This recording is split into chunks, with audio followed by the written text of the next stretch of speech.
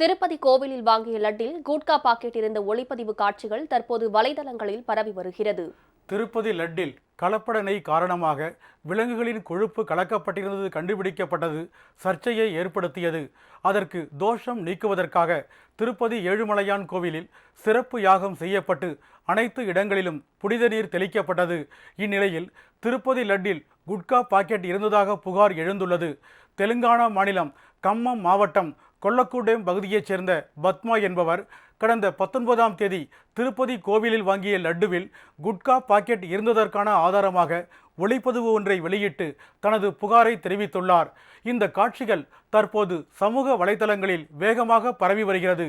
இதையடுத்து இந்த புகார் குறித்து விசாரிக்க திருப்பதி தேவஸ்தான குழு கொல்லக்கூடேம் கிராமத்திற்கு செல்ல உள்ளதாக தகவல் வெளியாகியுள்ளது.